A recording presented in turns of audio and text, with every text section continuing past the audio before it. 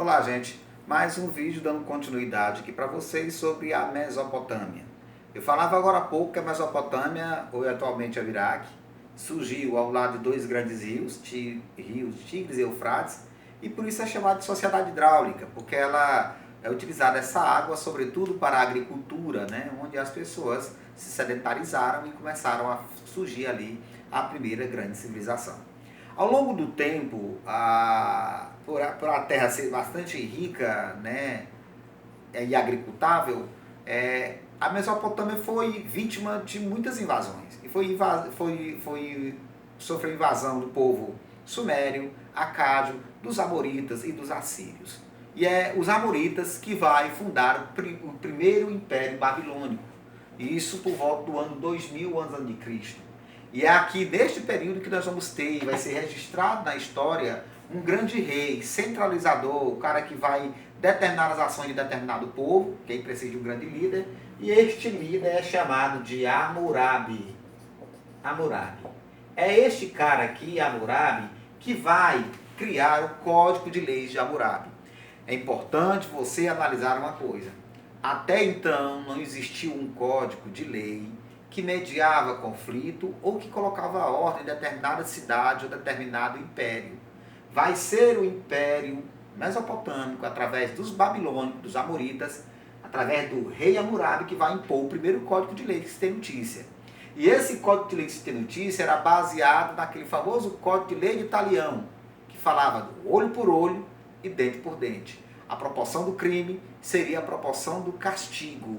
Se eu, por acaso, roubasse algo de alguém, a punição para mim seria cortar as minhas mãos. Certo? Para que eu não tivesse mais a possibilidade de roubar algo de ninguém. Se eu falasse mal de alguém e eu não pudesse provar, a punição seria cortar a minha língua, para que eu não falasse mal de ninguém também. Então, o Código de Lei de Hammurabi foi o primeiro código de lei baseado no Código de Lei antigo, mas era oral, não era escrito, né? Chamado de Lei de Italião, que falava que era o olho por olho e dente por dente, ok?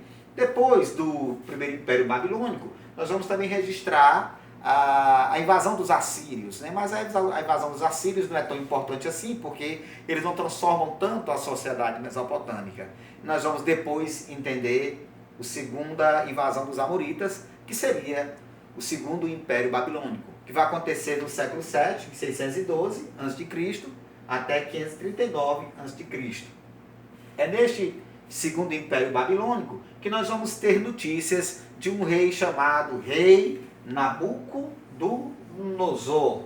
É esse cara aqui que vai construir uma das 7 grandes maravilhas do mundo antigo, chamado de Jardins Suspensos da Babilônia. Aí você diz assim, eu não sei o que é jardim suspenso. Você para analisar. Onde é que nascem as plantas? Aí você imagina assim, é no chão. E por que é suspenso? É que pela primeira vez alguém vai ter a ideia de construir algo que você possa plantar lá em cima, na parte superior, acima do chão e muito. E aí criou-se os jardins suspensos da Babilônia. O jardim de inverno, por exemplo, é um dos exemplos, né, de como era mais ou menos os jardins suspensos da Babilônia, né, nesse período aqui do rei Nabucodonosor, que fez isso, esses jardins, né, jardim para poder ficar como uma obra muito bem elaborada, muito bem feita, e ficou como sendo uma das grandes maravilhas construção do mundo antigo, ok?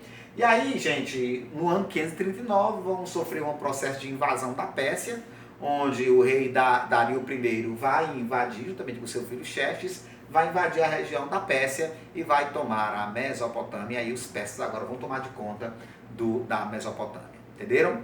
Bem, no processo histórico é isso que nós temos para se registrar, e agora vamos tentar entender do processo econômico.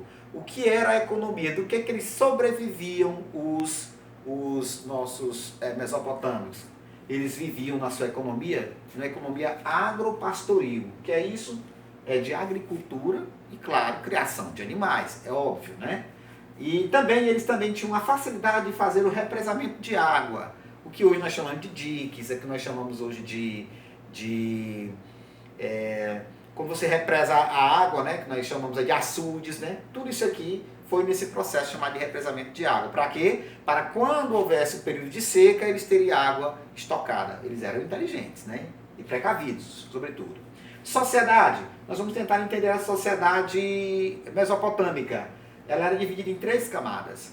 Nós temos aqui, na primeira camada de cima, veja bem aqui, ó, olha aqui a nossa pirâmidezinha aqui, o rei e a sua família. Quem manda aqui é o rei e a sua família. Então, esse povo aqui são um povo privilegiado. Na parte de baixo da camada social, nós temos a aristocracia. Quem é a aristocracia? Eram os sacerdotes, eram os militares, eram os escribas, as pessoas que faziam a contabilidade do reinado, eram pessoas que eram funcionários do Estado, na verdade. E aqui embaixo nós temos os camponeses, nós temos também os servos e temos também os escravos. Detalhe, escravo no tempo moderno, sobretudo no Brasil, a partir de 1534, era o escravo de cor negra. Aqui não. Aqui no mundo antigo você poderia ser branco, de olhos azuis, e você poderia se tornar escravo. Como, professor? De 2 modos, ou por guerra ou por dívida, certo? Você devia algo a alguém, não tinha como pagar, pagava como trabalho. Você foi derrotado numa determinada batalha, você se tornava escravo. Esse período era pro resto da vida? Não. Você poderia ser um hábil lutador, um hábil estrategista de guerra, você poderia se tornar um homem livre. E você podia pagar também sua dívida com trabalho, depois tornava-se livre. Então a escravidão, no tempo antigo, tinha tempo para terminar. Não era pro resto da vida. Bastava que você ter que pagar ou você ser hábil militarmente, que você se libertava do regime da escravidão. Portanto, a escravidão do mundo antigo, qualquer pessoa comum do povo poderia se tornar escravo. No próximo vídeo, nós vamos trabalhar o legado cultural, a religião e um pouquinho mais sobre a Mesopotâmia.